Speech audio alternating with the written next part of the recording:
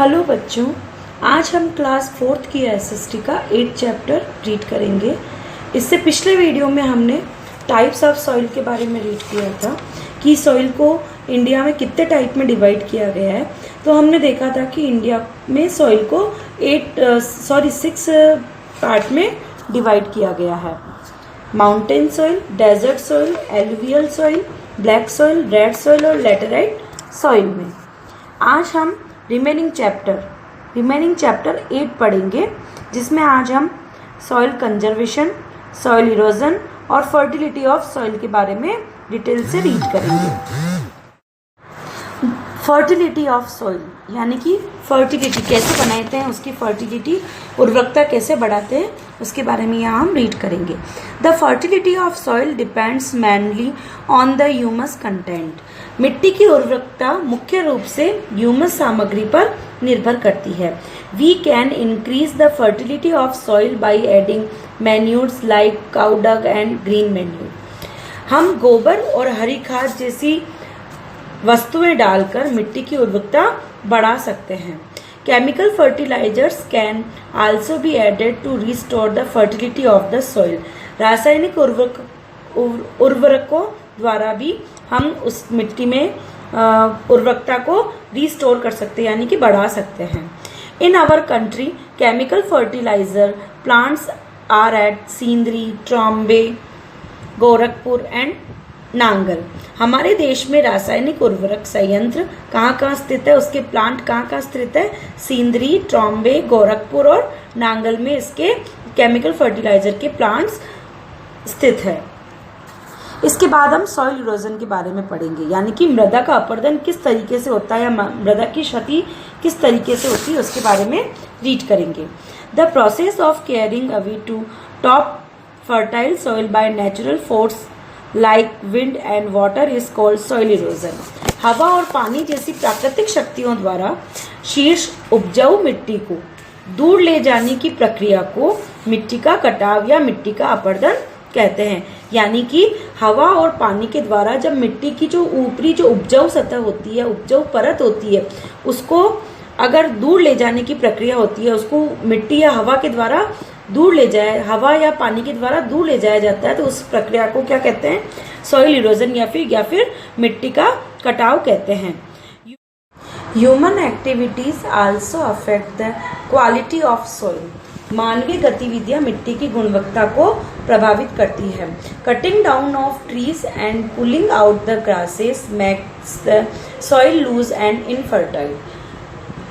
पेड़ों की कटाई व घास को बाहर निकालने से मिट्टी ढीली होती है और बंजर होती है। Soil erosion is also caused by over grazing by animal. जानवरों द्वारा चराई के कारण भी मृदा का अपरदन होता है। Soil erosion reduce the fertility of the soil. Soil erosion द्वारा यानी कि मृदा के अपरदन मिट्टी की उर्वरकता को कम कर देते हैं। Therefore, steps should be taken to conserve soil. इसलिए हमें मिट्टी की रोकथाम को कटाव को रोकने के लिए हमें रोकथाम के कदम उठाने चाहिए। सॉइल कंजर्वेशन यानी कि मिट्टी के कटाव को किस तरीके से रोक सकते हैं, उसके बारे में हम यहाँ रीड करेंगे। To stop soil erosion we must grow small plants and tree on open ground. मृदा के अपरदन को रोकने के लिए हम छोटे पौधे और पेड़ों को ओपन ग्राउंड में लगाने चाहिए। In places which have heavy rainfall, more trees should be planted because root of the plants and trees help to bind the soil together.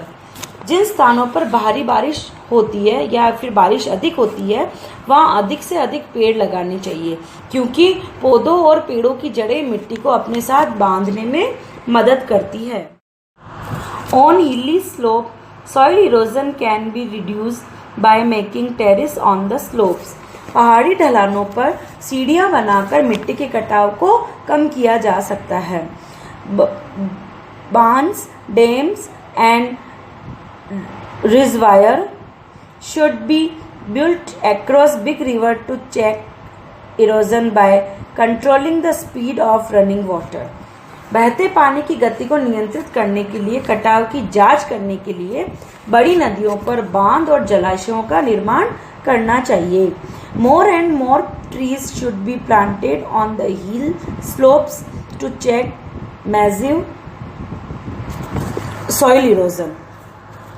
और बड़े पैमाने पर मिट्टी के कटाव की जांच के लिए पहाड़ी ढलानों पर अधिक से अधिक पेड़ लगाने चाहिए।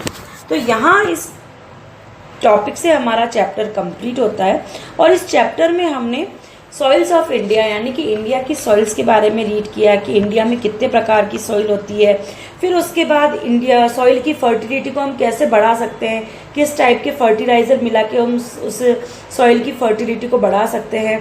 इसके बाद सॉइल इरोजन और सॉइल कंजर्वेशन यानी कि सॉइल का जो इरोजन होता है उसको रोकने के लिए हमें क्या क्या उपाय करने चाहिए इसके रीड किया।